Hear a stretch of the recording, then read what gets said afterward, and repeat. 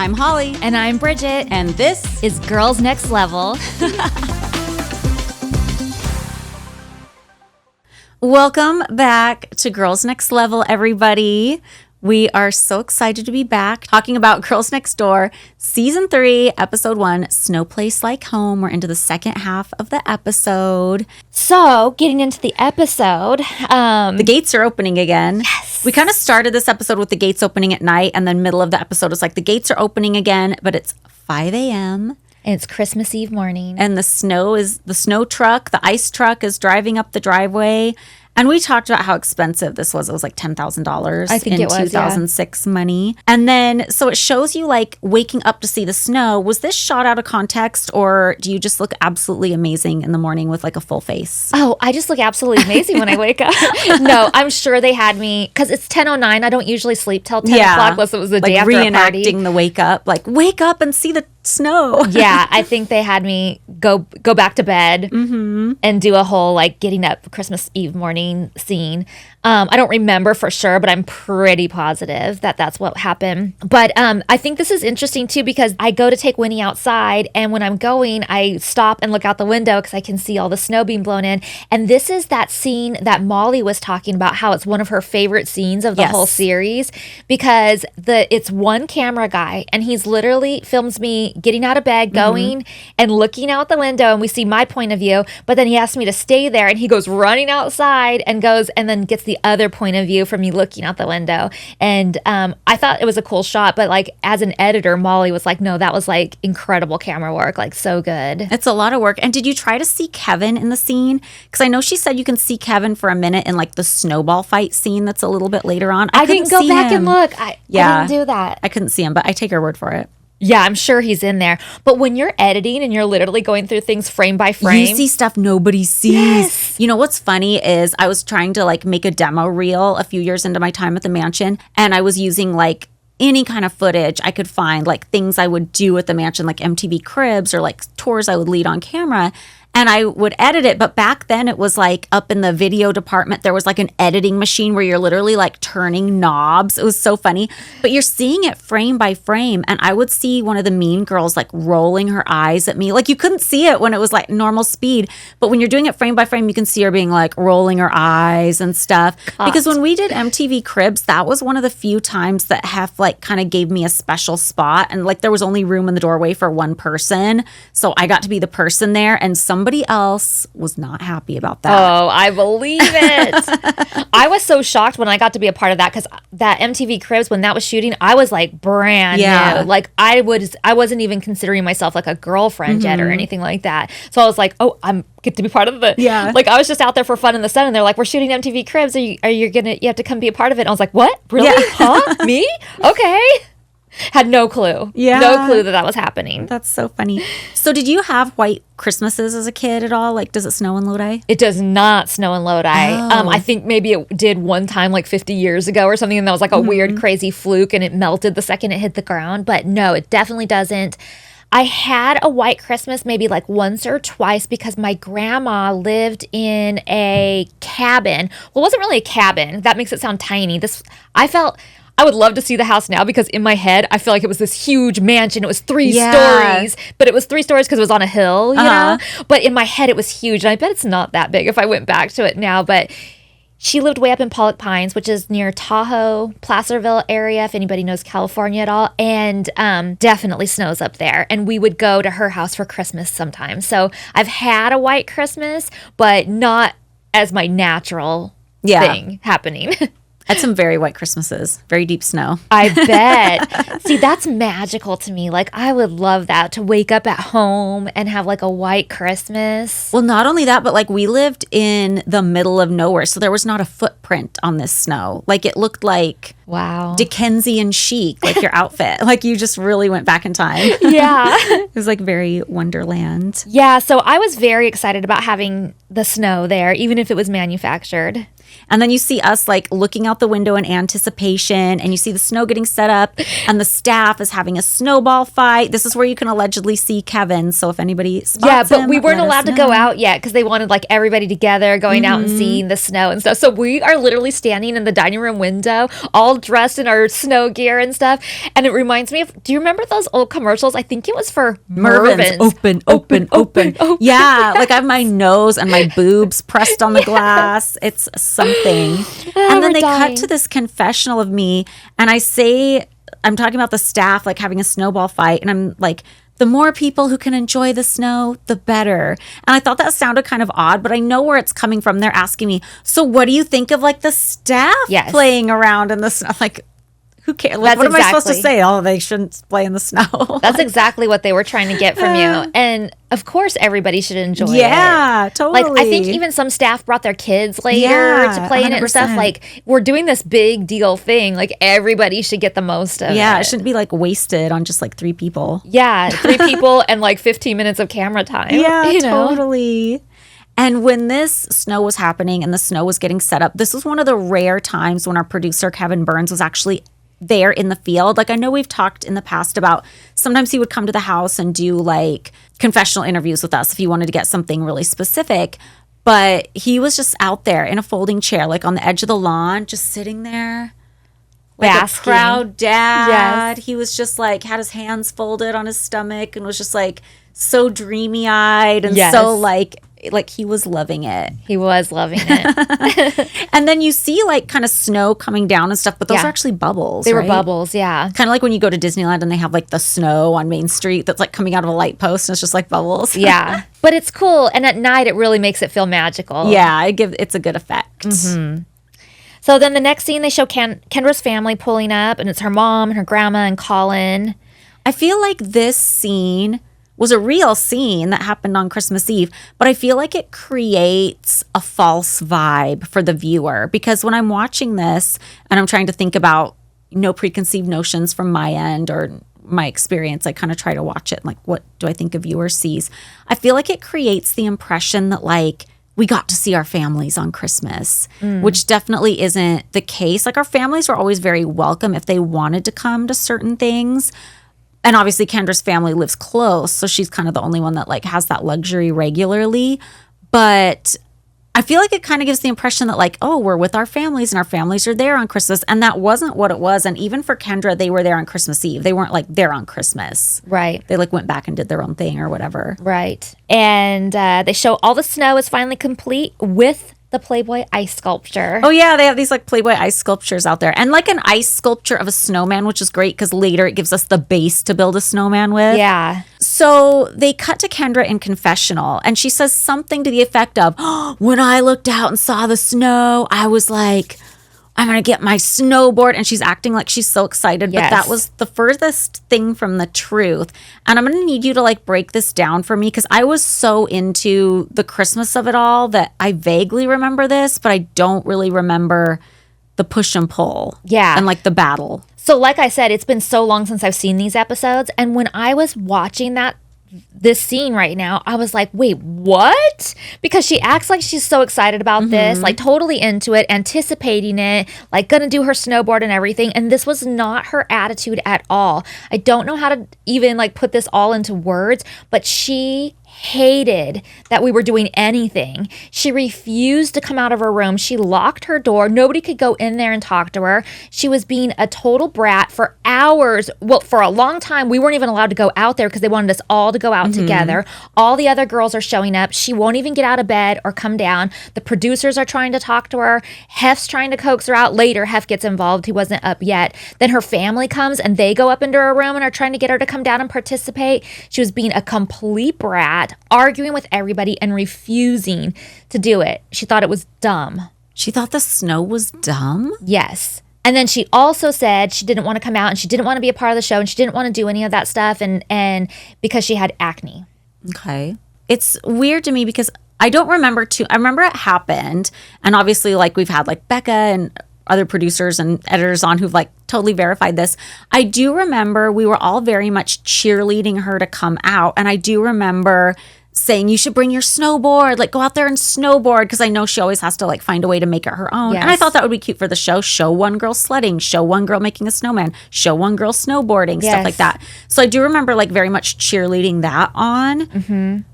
But I think I was kind of checked out otherwise. Because everybody was trying to coax. Like, what can we do to make her come out to participate? Like, because she just was refusing, like outright refusing.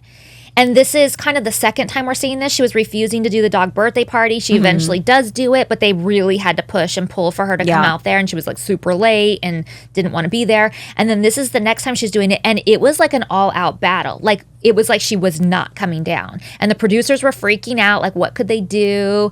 I think Kevin was freaking out. Like, everybody was like trying to coax her in there, and she was just refusing. So when I see her so enthusiastic in commentary, or not commentary, but in her interview, and I see it cut to look like she's just out there and enjoying it and anticipating it as much as everybody else, I'm just completely blown away that they were even able to get that, because she doesn't come out. We ended up having to start without her and going out there and doing it. And then later she comes out and she does kind of act like nothing's wrong, but she just sort of sticks to herself, does her own thing, isn't like participating with the rest of us. And it's just like the divide was so great. And I don't know why. I don't know what the problem was. I really don't. Yeah, and I don't think it was any like fights amongst the three of us. No. It was just like, I mean, like I said last week, I think there were probably a lot of people in her ear telling her she's too good for the show.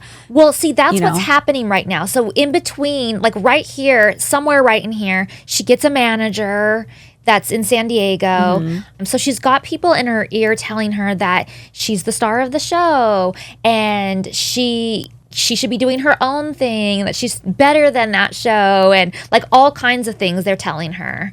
So it really affects her attitude and her personality among us and about filming anything that isn't just directly something that she came up with and wanted to do, which is very rare because she also doesn't bring any ideas to the table. Yeah, and it's weird to me too, because the first thing we shot for this season was my birthday party, and she participated in that. Granted, it's like her own way, where it's like the trope of like she doesn't want to do it, so she has to like make it her own, but still she participated in it. So I wonder what changed between then and Christmas Eve. Well, even your birthday party, I remember her being just very like obviously she had to do it, but she wasn't like into it in any way. And yeah, it just kind of got worse from there. Like Christmas Eve, she's refusing to come out and participate in the snow. Yeah, and it's so strange. And I get it from production standpoint. Like, this is supposed to be the holidays, and it's supposed to be very family, so you want everybody there. And like you said, they were trying to make us wait until everybody was there to even go out. It's odd. Like, I really don't get why this day. Like, why so difficult I don't on know. this day. But even her family was like, oh, I can't get her to come down. She won't, like, Yeah. even they were battling with it. So everybody. I think most of us know that home-cooked meals are so much better for us. But you don't always have time to pull it off. With HelloFresh handling all the meal planning, shopping, and most of the prep, it's easier than ever to get dinner on the table quick and painless. I love searching online for new recipes, but when you have to buy all new ingredients in your kitchen for just one meal, it seems a little excessive. But with HelloFresh, everything you need to make delicious meals comes right to your door, pre-portioned and fresh. Plus, the included step-by-step recipe card makes cooking so easy. And what I love about it is there's always new flavors to explore because the menus are always changing. They have like 50 recipes to choose from every single week. So you just pick your meals and your delivery date, and it's just really, honestly, that simple. Plans change and life gets busy. That's why HelloFresh lets you easily customize your delivery from week to week. Tailor everything to your schedule by adjusting your delivery date or skip a week altogether. Like when you're going to be on vacation in Scotland, like me next week. HelloFresh gets me out of my normal cooking routine and trying new flavors that Nick and I both love. Plus, it's easy, convenient, and I feel like I'm eating so much healthier. Me too. I'm obsessed with the HelloFresh recipes. They make cooking so fun. They give you the perfect amount of stuff, and all the recipes are delicious. By the way, Green Chef is now owned by HelloFresh, and with a wider array of meal plans to choose from, there's something for everyone. I love switching between the brands, and now our listeners can enjoy both brands at a discount with us. For free breakfast for life, go to HelloFresh.com/free-next-level. One free breakfast item per box while subscription is active. That's free breakfast for life just by going to HelloFresh.com/free-next-level. HelloFresh is America's #1 meal kit.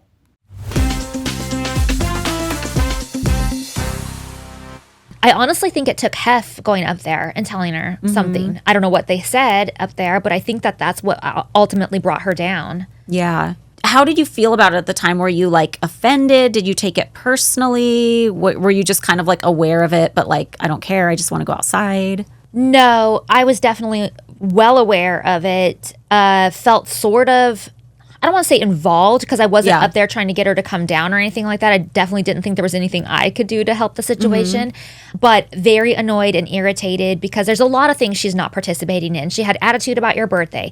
She didn't want to be involved in the gifts that we were giving to that family. There were so many things that she didn't want anything to do with at that time that I was really feeling irritated and annoyed. Yeah. At the time, I remember like knowing that she was having a hard time coming down because we had to wait for her and everything like that. And I remember like cheerily, like, oh, you should bring your snowboard. Like, wouldn't that be so fun? Da, da, da, da. But I don't think I cared as much about it as everybody else. Like in hindsight, I feel really bad, especially for the producers who were expected to get her to come out of the room and she just wouldn't, comply because then they had to deal with Kevin getting mad and things like that. And that's always hard. But in the moment, I certainly didn't take it personally. And kind of my feeling about it was, and I know not everybody agrees with this, but I always felt like production would go super out of their way to like make sure Kendra had her own scenes and that she was present and that she was shining and the attention was on her and things like that.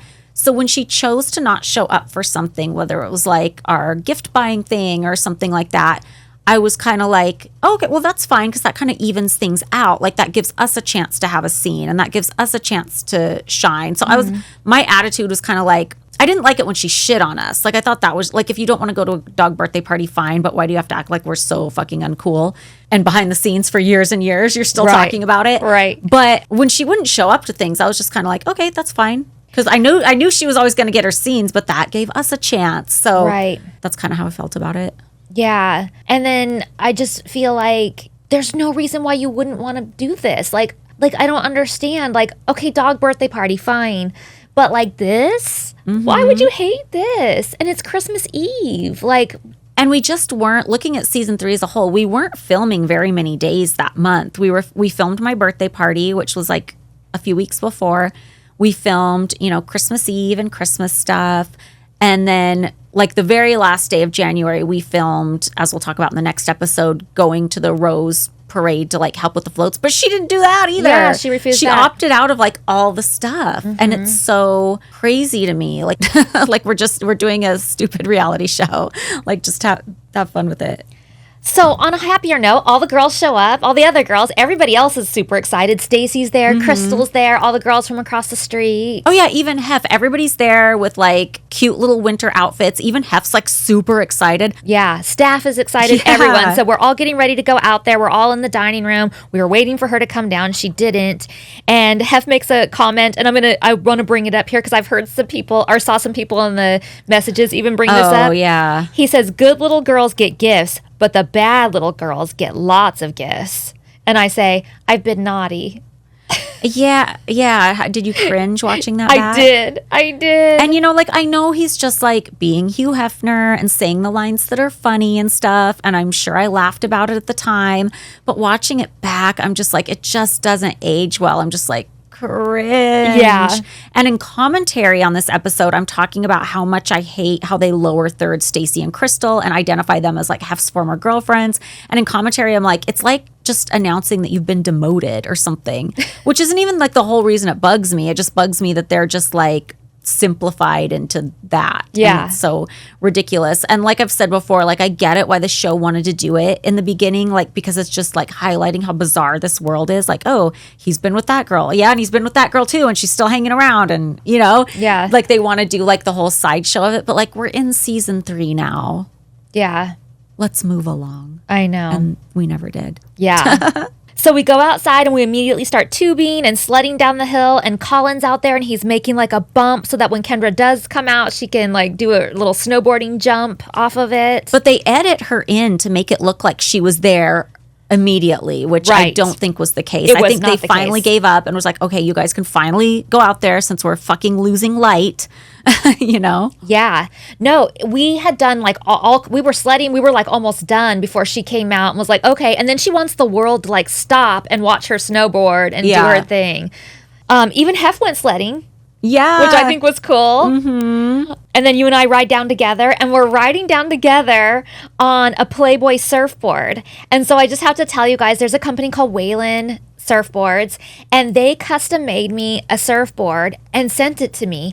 And this surfboard that I got that we're using for sledding right here was my inspiration for the surfing episode that we're going to get to in season 4, right? Yeah. Yeah. So, because I got that surfboard and I was like, I want to use this. Like, I want to learn to surf. But, I want to go surfing, but I don't even know how to surf. So I need to learn how to surf. Oh, that would be a cute episode idea. So I put it down as like one of the ideas that I had for an upcoming episode.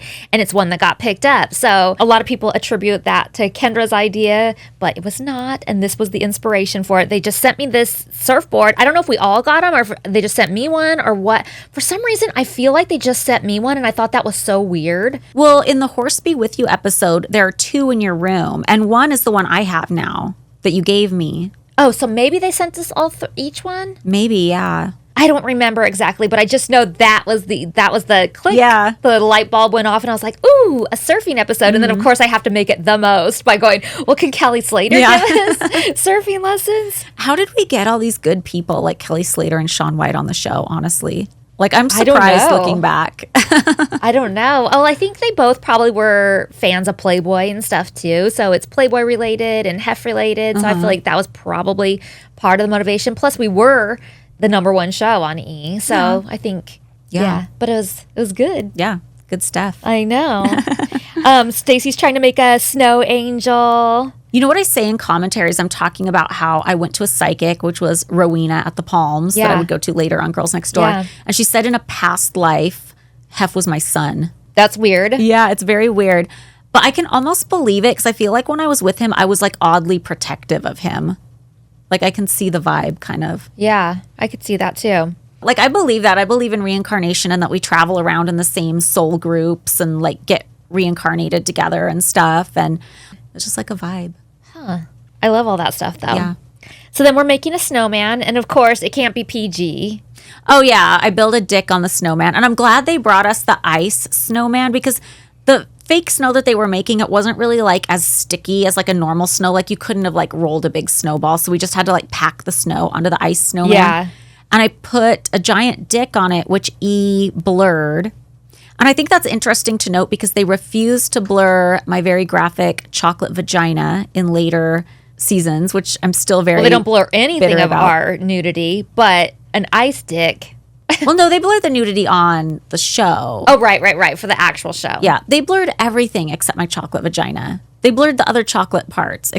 And I feel like, this is way jumping ahead in the timeline, I feel like they were editing that episode because it was a season 5 episode after I decided to leave. And they're like, let's screw this bitch. Because in the episode, like I thought, like chocolate vagina was my idea, but I thought it was going to look a lot more vague. Like I didn't think it was going to be this like hyper down to the microscopic detail photo realistic.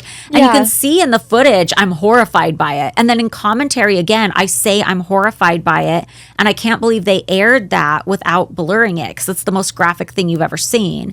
And I feel like they might have done that on purpose. I have my suspicions that like Kevin was pissed at me for leaving. So it's like, let's make this not cute. Ugh.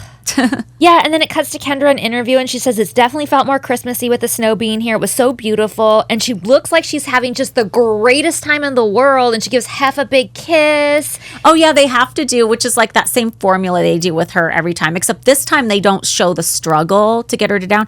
Yeah, because she wouldn't allow the struggle to be filmed. Like, they wanted to at least send cameras in there to talk about why she didn't want to go out there or what she was dealing with, and she wouldn't even let them in. So, like, she was, like, refusing. Like, not even refusing on camera, but, like, participating to on camera refusing, if that makes sense, you know? She was just like, door locked, don't nobody bother me, don't come in, I'm not getting up, I'm not coming out, period. You guys know that health and fitness is a huge priority in my life. And throughout my life, whether it's been postpartum or at different ages, I've had to do different things to stay in shape. I've had to kind of relearn the process. Getting in your best shape isn't a one-size-fits-all thing. Sometimes you have to talk to somebody and go over your options. It's no secret that weight loss drugs and GLP-1s are all anyone's talking about right now, but you don't need to be rich and famous in order to get access to these medications. Through Hers, you can get access to a budget-friendly weight loss program that's personalized just for you if you feel that's what you need. Hers is changing women's healthcare by providing access to GLP-1 weekly injections with the same active ingredient as Ozempic and Wegovy, as well as oral medication kits. Weight loss by Hers is realistic, not restrictive, and is focused on giving you access to the solution that is right for you. Hers connects you with a medical provider who will work with you to determine your best treatment option. If prescribed, you get the medication as part of a doctor-developed weight loss program complete with ongoing support, check-ins, medication adjustments, and answers to questions 100% online at no additional cost. Through Hers, weight loss plans are more affordable, with GLP-1 injections starting at $199 per month with a 12-month subscription. No hidden fees, no access fees, and no membership fees. Plus, your personalized treatment ships for free directly to your door. Start your free online visit today at forhers.com/nextlevel. That's FORHERS.com/nextlevel for your personalized weight loss treatment options. Forhers.com/nextlevel. Not available everywhere, Hers weight loss includes compounded products which are not approved nor verified for safety or effectiveness by FDA. Prescription products require a provider consultation. Restrictions apply. Actual price to customer will depend on product and subscription plan purchase.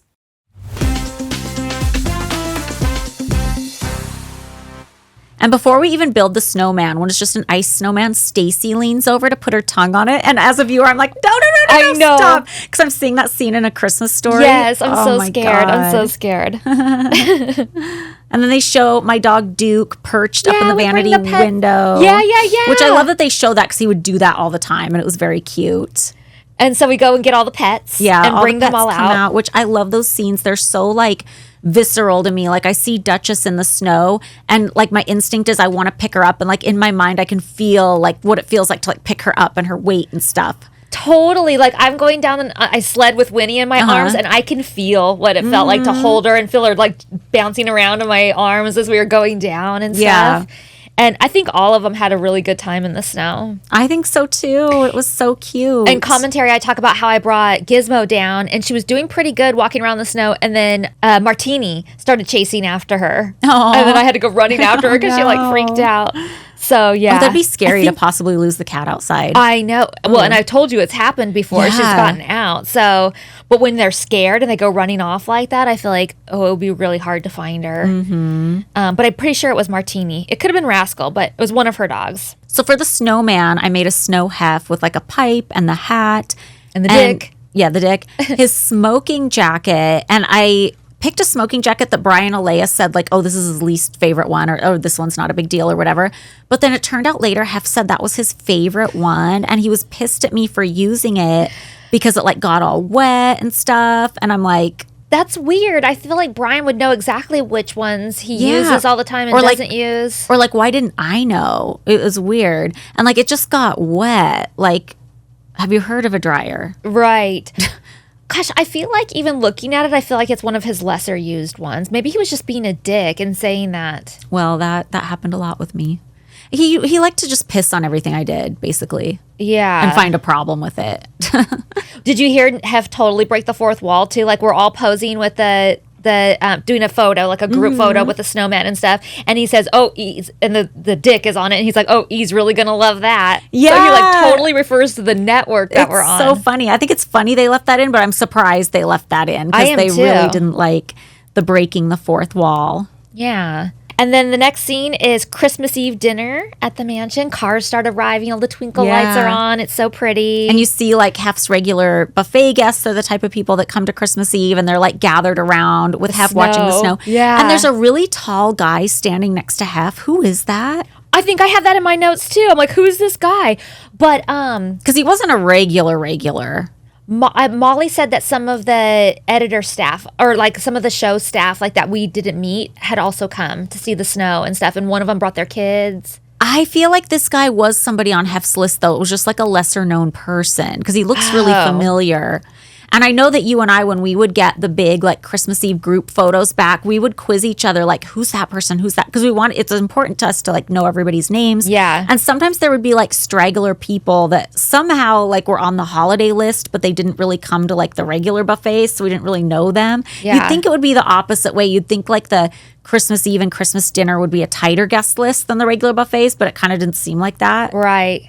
It was odd. It was odd. I don't know how they figured out that list. Yeah. And then one of Hef's friends, Chuck McCann, who we get to know a little bit better in this season, is going down on the sled. He falls off the sled, and in commentary we say he got a bloody nose. Yeah. And it's just fun for us to see all these people again, especially since Chuck has like passed away. Is Betty McCann still alive, his wife? I don't know for sure, but I think so. Yeah.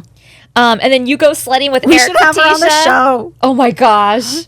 You go sledding and you're racing Eric Patisha, but you're not wearing underwear. Yeah, which you can't see that, but like I announce because Yeah. I, didn't like to wear underwear back then or something. But like Eric Patisha was one of my favorite people. He was so fun. He was actually the son of a woman Hef dated in the 60s, and he was just so fun. Did I tell you I talked to him not that long ago? No. Oh, we were text messaging out of nowhere for some reason. Oh, that's so funny. Yeah, I'll have to show you Tell what him we I were said talking about. hi. I will. And then, of course, Kendra comes down and shows off her snowboarding again, and she's just acting like she loves all of this, and it was like her idea type of thing. Yeah. Speaking of like all the friends that came for buffet, we're using like questions from our Patreon in this, and most of the time I don't read them like questions. I just kind of like keep them in mind as I'm writing down stuff to talk about. But Amanda from our Patreon asks if Hef would change his schedule for Christmas and Christmas Eve if it like fell on a club night. And we didn't do like Christmas and Christmas Eve took priority. So like Yeah. if that happened on a Wednesday or a Friday, like we just wouldn't go out Right. that week. Well, we might go out that week on another night because there were clubs in town that would throw Christmas parties. Yes. So like we didn't slow down for the holidays necessarily, but definitely Christmas Eve and Christmas took priority. We wouldn't still like go to the clubs that night. Well, I don't think the clubs would have been open on Christmas Eve and Christmas night. That's true. Anyway, so yeah, we definitely didn't. I saw another question on there where people were asking if when we actually shot Christmas, but that we must have shot it early or something, but we didn't. We actually shot it on Christmas Eve and Christmas Day of 2006. It's just it didn't air till March. Yeah. So it was the real holiday. You're Yeah. seeing the real thing. Also on Patreon, somebody was asking us if like the mansion celebrated any Jewish holidays. And no, because it was just like Hef's house. So it was just like what he celebrated. And somebody asked me like if any of the girlfriends were Jewish, not while I was there. Barbie Benton was, and I don't know what they celebrated together, but Yeah. And I'm sure for like staff there were like Jewish holidays and stuff. That's very big in LA. Yeah, I don't think there were any Jewish girlfriends in our time frame. Yeah. That I know Maybe of. in Barbie's time. Yeah. They did a little something. So then we all go back inside and everybody's mingling. And that was one of my favorite times of the holidays when you go in the Great Hall and they have the eggnog set up and the Christmas music is playing. All the decorations are up and everybody's dressed up, or at least most people are dressed up. I did see in this video, some people did not try to dress up, but most people did. Oh, I didn't notice. That's so funny. People coming up in the casual wear. Yeah, I was like, oh. That's so Hey, funny. you didn't even try. But yeah. Yeah, and you see baby Treese. Victoria's holding Treese. Yes. Very cute. And you can see at the dinner table, there's a very quick shot of Mary talking to Kendra.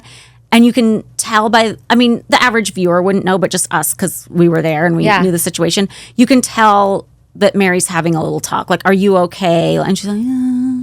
Yeah. Like, it's very that vibe. Yeah, definitely. And then in interview, you say everyone comes out of the woodwork for Christmas Eve. It shows like a wide shot of the dining room, and it's just like packed.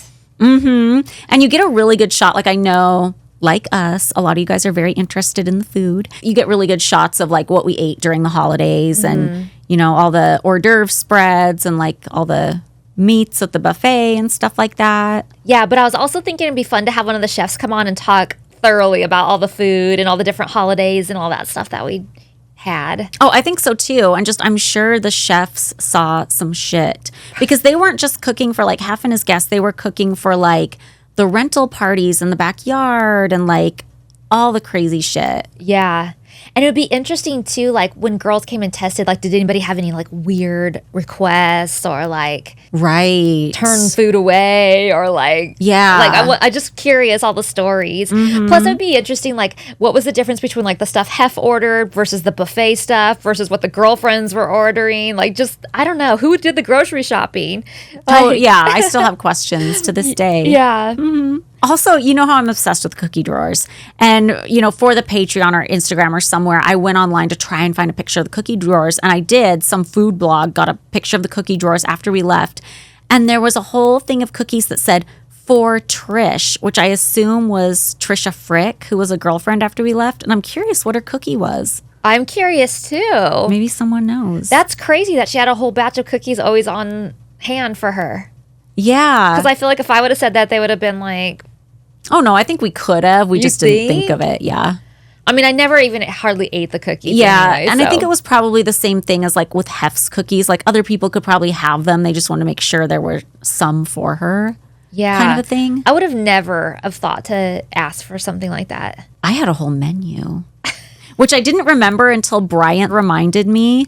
And I remember when Bryant brought that up, of course, there's some trolls who want to chime in and talk about like how high maintenance I am and stuff. But I felt like me having a menu made shit easier on everybody because like I order, like I'm on the spectrum. Of course, I order my meals the exact same way, the exact same time, every little sauce, every little thing. So it's easier if people have my menu of like the 10 different things I order and it's just there and it's easy rather than me getting on the phone every time and somebody has to write down, okay, so you need this sauce and yeah, it just makes the whole thing more streamlined. Yeah. So there. I wish I had a menu because I could never think of what I wanted to order. Yeah. Just like now, I can't think of what I want to make all the time. You know when you discover a new binge-worthy show or a song that you bump on repeat and you have to share it with your friends so they can experience just how awesome it is too? That's kind of what it feels like when you discover that Mint Mobile offers premium wireless for $15 a month when you purchase a 3-month plan. It's such an awesome deal that there's no way you can keep it to yourself. I mean, $15 is such a great deal. I think my plan is like 5 times that, plus I have to sign a 2-year contract. Friends don't let friends overpay for wireless. Say bye-bye to your overpriced wireless plan and switch to Mint Mobile. Mint Mobile is here to rescue you and your squad with premium wireless plans starting at $15 a month. All plans come with high-speed data and unlimited talk and text delivered on the nation's largest 5G network. Use your own phone with any Mint Mobile plan and bring your phone number along with all your existing contacts. Ditch overpriced wireless with Mint Mobile's deal and get 3 months of premium wireless service for $15 a month. To get this new customer offer and your new 3-month premium wireless plan for just $15 a month, go to mintmobile.com/nextlevel. That's mintmobile.com/nextlevel. Cut your wireless bill to $15 a month at mintmobile.com/nextlevel. $45 upfront payment required, equivalent to $15 a month. New customers on first 3-month plan only. Speed slower above 40 gigabytes on unlimited plan. Additional taxes, fees, and restrictions apply. See Mint Mobile for details.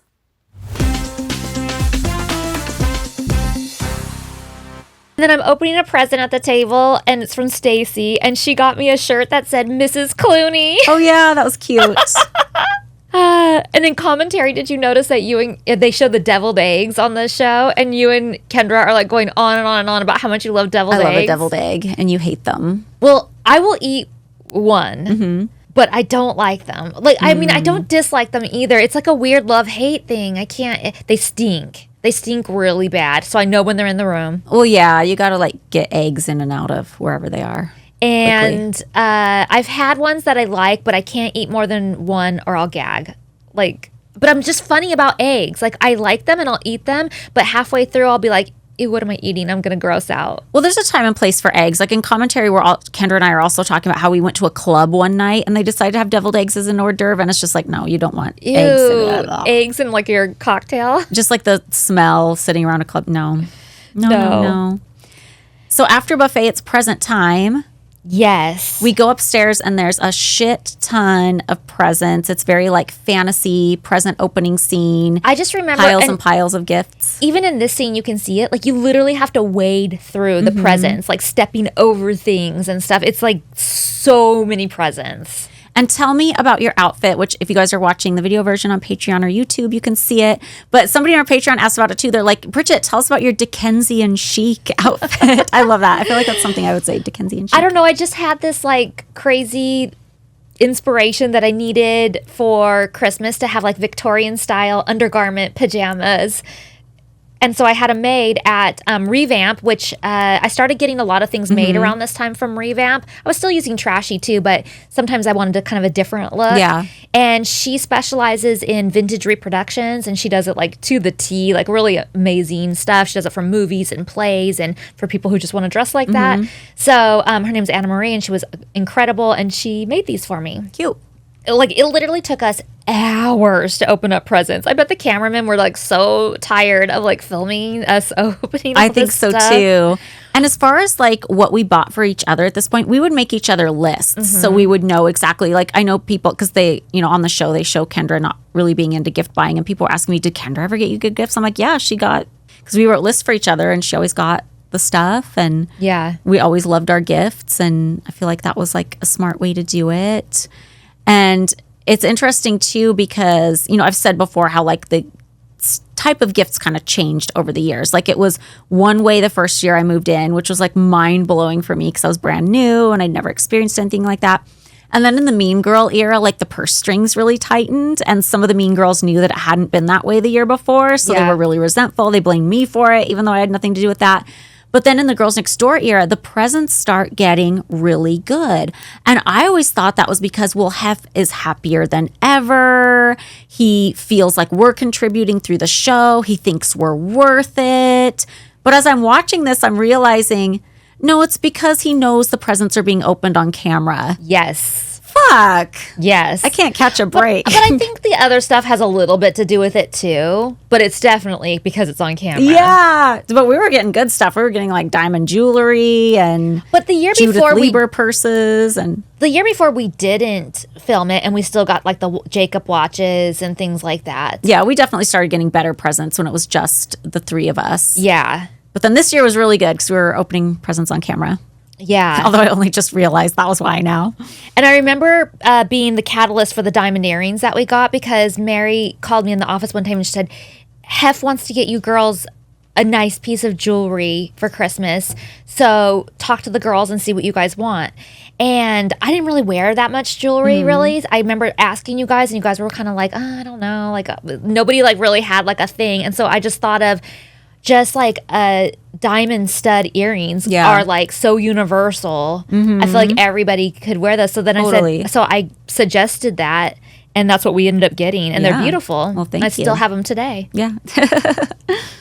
And then you got have some beautiful cufflinks that were so amazing. Yeah, they were cute little cufflinks. They looked like the cover of the first issue of the magazine, and they had diamonds around them.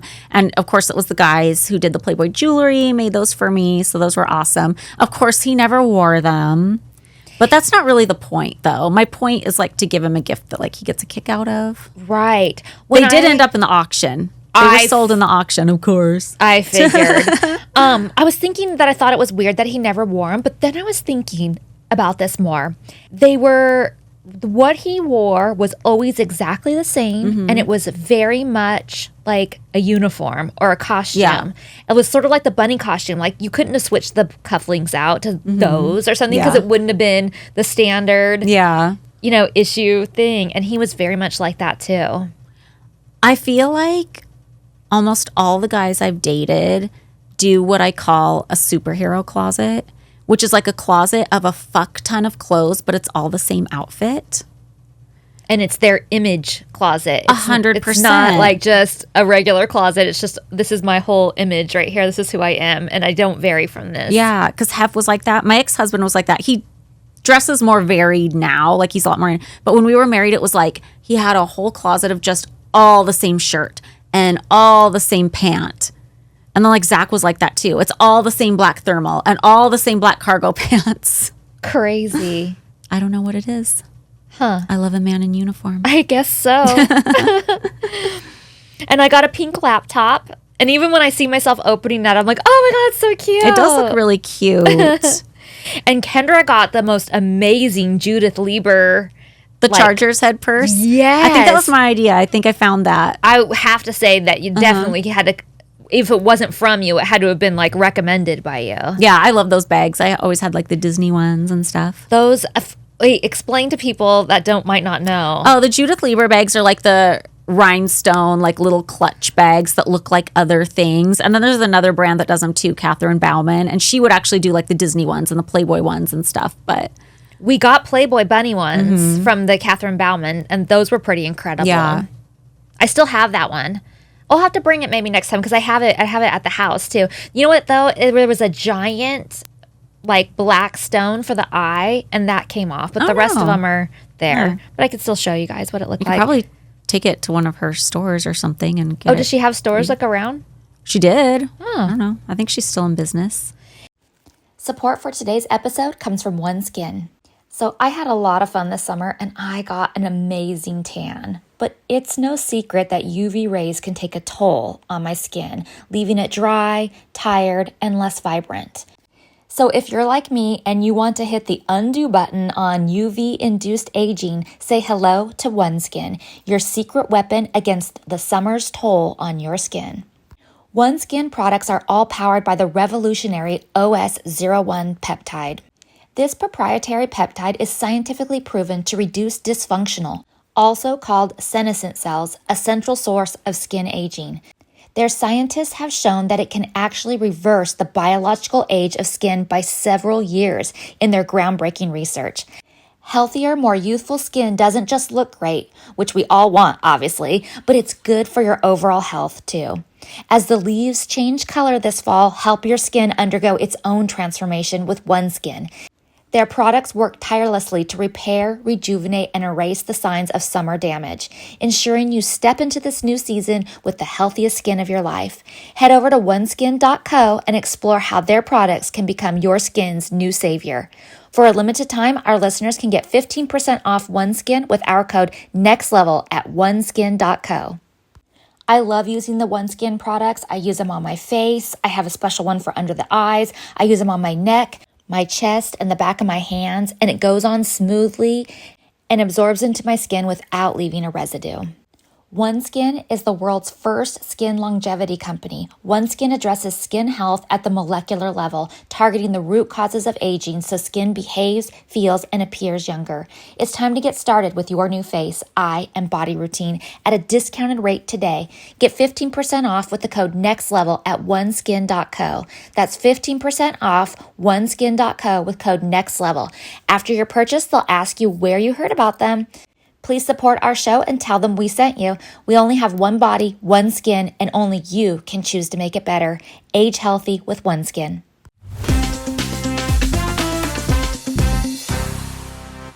And then we all got faux fur jackets. Yeah. And Hef has to make the comment that no faux were injured in these. No clothes.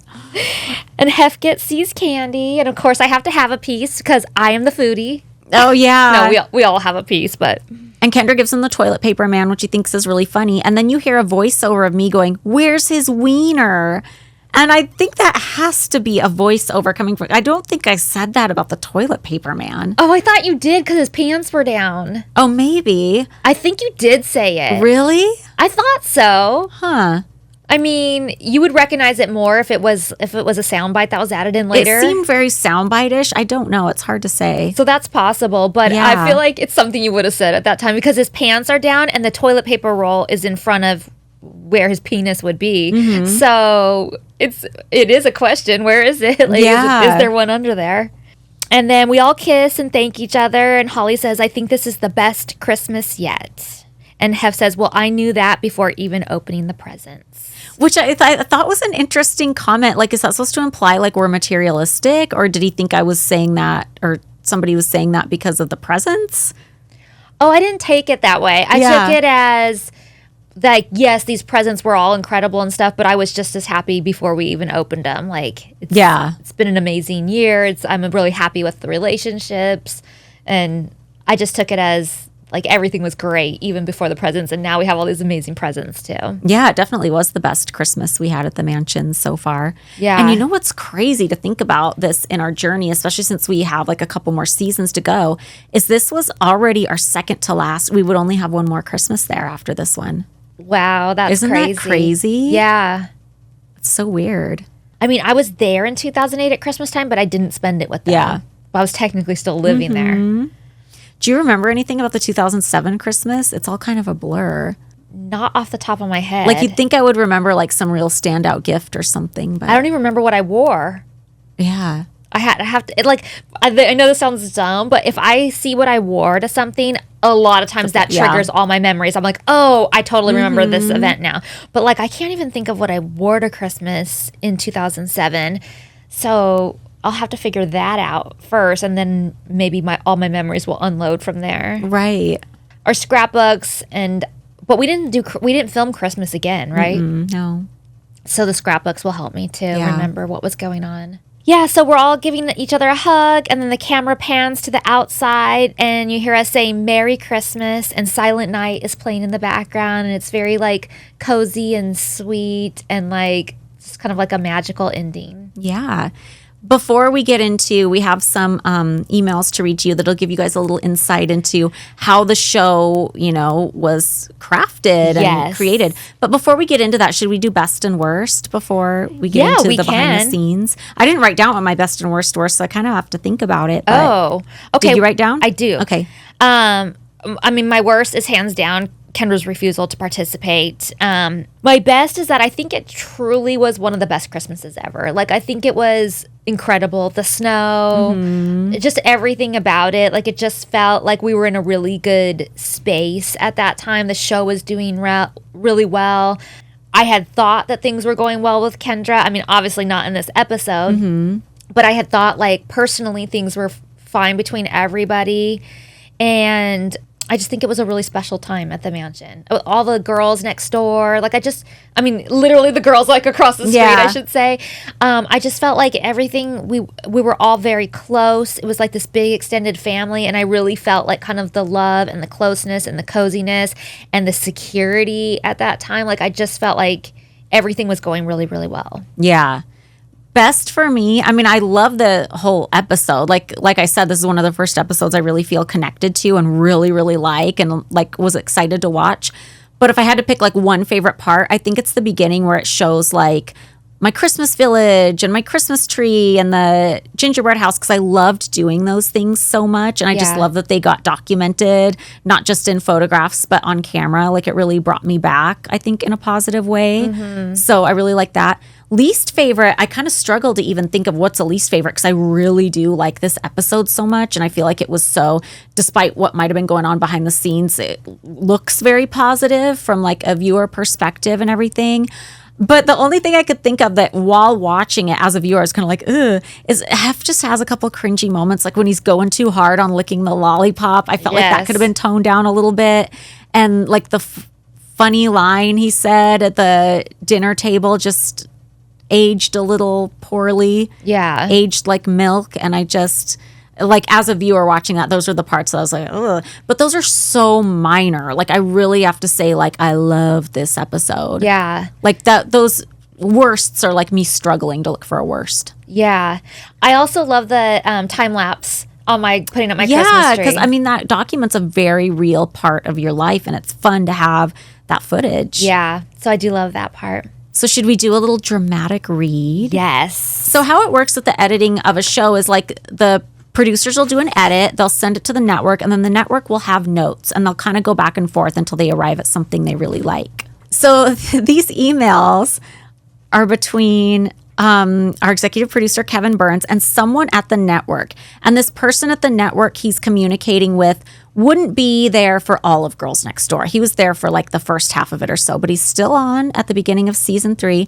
And this was really interesting to me. I should probably even say this before I read it, because when we talk about like kind of Kendra getting so much support from production and kind of being favored in certain ways, I always really blame that on Kevin, because in the spinoff years, he went so hard for her in a way that was kind of crazy. Yeah. But I'm looking at this and I'm like, wow, Kevin's actually like sticking up for all of us. And it's like this one person at the network who like has a weird thing for Kendra. Yeah. So that was really eye-opening. So Kevin says, here is my reply to your notes. Because Kevin's already got a list of notes. And Kevin loved the Christmas episode. Like I said, it was the first episode. He showed up in the field to like look at what was happening in real time.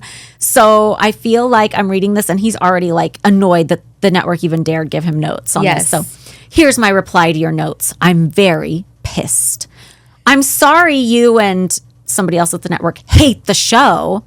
I wonder if they really said they hated it or he's being dramatic. I think they probably had such a long list of things it seemed like they hated it.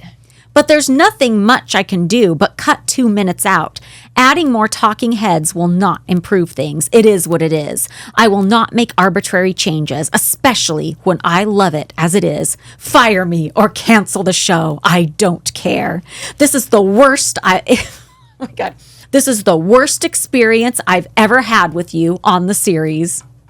So, wow, the network was really hating the Christmas episode. Yes. So then they write back to him, let's talk again in the AM after we've mulled all this over. They've poked the bear. Here are the notes on the 2 episodes. Girls Next Door, episode 301. The episode can be 2 minutes shorter and still be okay for us in terms of time. Please use these 2 minutes to tighten the show up. Also, as I said, adding emotional insight into the girls would be a great beneficial. It would be great to tie the scenes together with a story. Yes, each scene is about Christmas. That makes it a backdrop, but not a story that is advanced scene to scene. As I said/wrote last time, I think we could put a clock on the situation that would just help give the show some momentum. Not a stressor that would get everyone all worked up, but something that would give everyone something to do. You know, I don't hate this note. I don't think the note was needed. Like, I think viewers are invested enough in Girls Next Door that just seeing what we do for Christmas kind of is fine. Like, that is what it turned out to be, and I really like the episode. But I get where the network is coming from. Like, you do need a story and, like, a driving force. Kevin, all caps, show has a story. This note does not make sense. It's Christmas. Everyone knows what's involved. Wrapping, decorating, etc. Adding comments won't improve. We'll lose 2 minutes from the open. And all of that, I know you already said it, but I just want to emphasize all of that was in capital letters. Yeah, so he's yelling. Pissed. And then the network says, Kendra still feels a bit weak in this episode. If we get a few more interview bites with her, we can balance it out. Kendra didn't participate. Can't fake or cheat this. And I think this is important to note because the fact that Kevin is admitting to the network that Kendra was out of his control is a very rare thing. Like after our Becca interview, I noticed some comments on the Patreon where because Becca was talking about how difficult Kendra was. And I noticed some comments on the Patreon saying, well, if Kendra was so difficult, why does she keep getting these TV shows?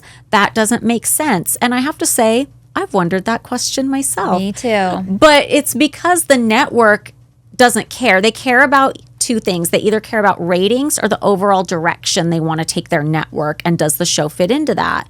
They're not on the ground floor with the producers, with the field producers, having to like drag somebody out of their room. They probably don't even know what's going on. So that doesn't factor into whether or not she gets a show. And they're only seeing the way she's edited. They're not seeing the true person and how difficult they're being to like participate, to film, to do anything. Then they say cold open could shorten a hair. Sarah's last word is swallowed and lost, at least on my television. All caps, cold open is fine, won't shorten. Sarah's words will be clear in the mix. The music here, Holly and Hef talking about the mansion diorama, is a bit too Disneyland. Well, look at this. He's pissed. Like, these are very, like, bland notes, and he hates it. Why isn't Kendra on the cards? I wasn't sure watching this. Is there a line about this? What do they mean on the cards? Cards. Was there something in the show maybe that was cut that didn't make it? Next thing it says, Kevin in all caps, card scene will be cut out. And then he says, I'm tired of getting this note. Kendra doesn't. Oh, we must have been doing cards for the staff. Because remember how we would get like Starbucks gift certificates and cards for the whole staff? Yes. And of course, Kendra didn't want to participate in that either. Right. Kendra doesn't do the cards. The girls don't do everything together. That's the point of the series. Everyone knows this already. Hef didn't pick 3 friends to sleep with. The girls are individuals, not triplets. Which I am shocked that Kevin's sticking up for us in this way. Like, I had it twisted. Not to say Kevin wouldn't be a villain later, but I kind of had it twisted, I gotta say. Well, you know what? He was at the mansion on this day and he saw it firsthand. That's true. That's a good point. And he also tried to talk to her and couldn't. And so he's seen the struggle. Mm-hmm. He saw it. Yeah. If we stop every episode to explain why one didn't do this and the other didn't do that, we'll bore the shit out of the audience. Example, why didn't Kendra make dog cookies? Can we have her talk about this? Etc. Okay, back to the network. We go right from Bridget researching snow to baking dog cookies. I'm missing Kendra here. It would be great to put a Kendra scene in here and break it up. We can split the later Kendra scene where she gives her dog the cupcake and then call her mom regarding Hef's gift and have her call her mom about Hef's gift here, which to me sounds like a fucking snore. And it's just them looking for something for reasons to add her. We don't have more with Kendra, period. Also, the cookie scene goes on way too long. Could be trimmed. Fine, we'll cut this too. Which explains why the cookie scene is only on the DVD and not in the network cut, which we talked about last week. Oh, that's right. Yeah. Just a thought. Instead of having a thought bubble come up of Hef's laugh, maybe we could cut a little laugh off between Hef and Kendra. So we are cutting back and forth between the two of their iconic laughs. Could be fun. No! Terrible idea. But when you take over the show after I leave, you can suggest things like this to Mr. Hefner. Can I say it was RJ's costume left over from a party, meaning Ron Jeremy? Would that be funny? Don't want to be gross, but if it's funny, then it could be good. Kevin, no! I wonder why Kevin was so anti. Did he just think that was too, like, gross for Playboy to say that a porn star left his jizzy costume there? I think so. I think Kevin was grossed out by Ron Jeremy, so... I'm surprised it was the network that was wanting that more than Kevin. You'd think they'd be like, oh, we're already on the edge with this Playboy thing. Let's not put a jizzy... Oh, I think E wants to add any kind of celebrity person that they can add to make it salacious. I love seeing the kids get their gifts. This is a really great scene. We should get a bite about them not wanting to go because that would have taken the spotlight off of Christmas. Meaning the kids with the gifts. Okay. We did this. It's in there. Holly or Bridget says we wanted them to think the gifts came from Santa. Didn't you see this? Yeah, that's what I'm thinking. Spraying snow takes way too long. We can tighten that up. No! I love that Kevin is just going balls out for this. Like, I'm loving this. Again, I miss Kendra. Instead of Holly or Bridget setting up that they are going to the Playmate house in a bite, let's have Kendra do that. I didn't even realize Kendra is in this scene until much later in it. No! Kendra doesn't participate. Can we get a funny Kendra bite about the snow? We have great Holly and Bridget bites. No! This is a great bite about Kendra and the snowboard, but it doesn't pay off until a bit later. Maybe we can move this so that after her bite, we actually see her ripping it up on the snowboard. Right now, it's a bit of an island. No, the sequence is perfect. We're not changing it. Hef is cut off mid-sentence, it seems. No, Kevin's just given up. He's no to every no. Yeah. He's so fucking done. Instead of ending this sequence with Kendra snowboarding, can we sprinkle her throughout? It feels like this sequence should end on the group picture with the snow Hef. This would also help make it feel like Kendra was part of the action earlier. It's like, let's make her look like she participated the whole time, even though she refused. Yeah. No! Finally, a laugh. I love it. Glad you liked something. Can we get a bite that intros this scene of the girls and Hef opening presents? Something like every year after it's all said and done, it's just us girls and Hef. While we love all the parties and gift giving, etc., what we really love is our alone time together. It's the first time in the episode that the girls are alone with Hef, and it would be nice to highlight that point. It would be nice to hammer home that they are a family, especially since this feels a little detached from one another during most of the episode. No! Don't need to keep hammering the obvious. Let's stop wanting every moment telegraphed by tedious exposition. This is the show's 3rd season. People get it. I love the intercutting of these bites regarding the billions of gifts. Good. The present opening scene drags a bit. Sorry. And then scene 303. Is that about episode 303, Marie Antoinette? I'm not sure. Ooh, we got material from Marie Antoinette, so we'll save that. Oh, wait, but there's more on 301 in here. The final page. So kind of the final note from Kevin is, final cut of Girls Next Door number 301 looks great. The trimming of the 2 minutes helped the missing Kendra problem a lot. So I guess the original edit, which maybe is what ended up on DVD, looked like it was less Kendra heavy than the final one. But even watching that one that included like the dog cookie scene and stuff, I didn't even feel like we were missing Kendra. I felt like they did a really good job of like sprinkling her throughout.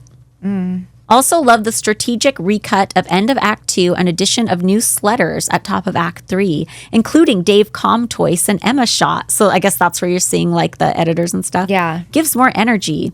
Only notes are as follows. Copyright notice is missing from final shot. Please fix. Music cue under Gingerbread House is still not right. I lose the Christmas music here and put in something more generic and fun. Christmas music is best when broken up a bit, like when we see Kendra, etc. Also, Holly is describing a theft of sorts. Maybe something playful, the underscores, the pseudo drama. Thoughts? Wait, why do they say now onto the strip tease and the cut down version? What does the strip tease mean? Super tease. Super tease Oh, is the like super the big tease. I read it as strip tease. That's where your mind is. Yeah, that's like the big Yes. promo. Okay, yes, I know what a super tease is. I saw strip tease. Confirms so much and also validates so much that we said. Totally. I mean, people can listen to us talk about it all day long and sit here and say we're mean or we're just being hard on Kendra and make up excuses or whatever. But now you're seeing proof also from the network. Yeah. And how it was being pushed and what Kevin was dealing with and then what the producers had to deal with and then what we had to deal with. Like, I feel like it's kind of breaking it down on all the different levels. 100%. I'm so glad we got that insight. Me too. And I didn't even read the ones for the next episode, but I'm glad they're in there. Me too. I can't wait. Or not next episode, but Marie Antoinette. Yeah, Marie Antoinette, yeah. So yeah, that was our one and only Christmas episode of Girls Next Door. It's I fascinating, like though. it a lot. I love the episode. Me too. I like it. I like a lot of things in season 3. I'm excited about the Star Wars stuff. I'm excited about the horseback riding. I'm excited about my birthday. I'm excited about working at the studio. I'm excited about our calendar. Like, there's so many things. Yeah. When I think back, though, on this episode, one of the things that I think of first when I think about the snow is the drama that we had to deal with. So it kind of marred it, even though I wasn't even necessarily a part of it. Like, it didn't involve me. It involved me, but didn't involve me. It involved all of us. But it's one of the first things I think about when I think of the snow and that Christmas, and that's unfortunate. Yeah.